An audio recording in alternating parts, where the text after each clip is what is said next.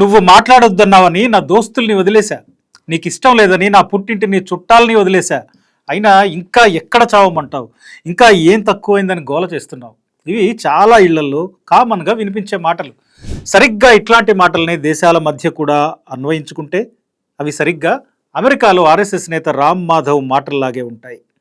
Iran నుంచి చమురు కొనొద్దంటే ఆపేశాం, ఎన్ని విమర్శలు వచ్చినా రష్యా చమురు కూడా ఆపేశాం, ఆఖరికి 50% టారిఫ్ వేసినా భరించాం, ఇంకా ఏం తక్కువ చేశామని మమ్మల్ని ప్రశ్నిస్తున్నారు.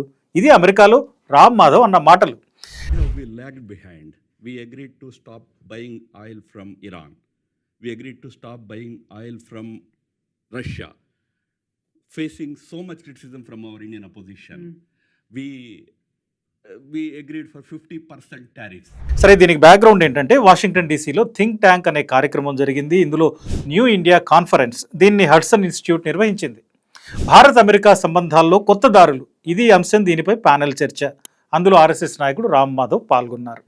ఈ వేదికపై భారత్ అమెరికా డిమాండ్లన్నిటికీ అంగీకరించిందని రామ్ మాధవ్ చెప్పుకొచ్చారు. అంటే అమెరికా ఆడమన్నట్టల్లా భారత్ ఆడుతోందా? గీచిన గీత దాటకుండా మిసులుకుంటోందా? అమెరికాలో ఈ మాట స్వయంగా ఆర్ఎస్ఎస్ నేతలే చెప్పారు కాబట్టి మరి వేరే సందేహాలు ఎందుకు? అంటే అమెరికా ఫలానా చోట ఆయిల్ కొనమంటే కొంటారు, ఫలానా దేశంతో ట్రేడ్ వద్దు అంటే దూరం జరుగుతారు. అమెరికాను ప్రసన్నం చేసుకోవడం కోసం, అమెరికాతో సత్సంబంధాల కోసం పాకులాడుతూ ఎంతకైనా కాంప్రమైజ్ అవ్వడానికి సిద్ధం అవుతారన్నమాట. ఇప్పుడు ఈ మాటలు పెద్ద దుమారం రేపాయి. అప్పటికే అందరికీ మ్యాటర్ అర్థమైంది.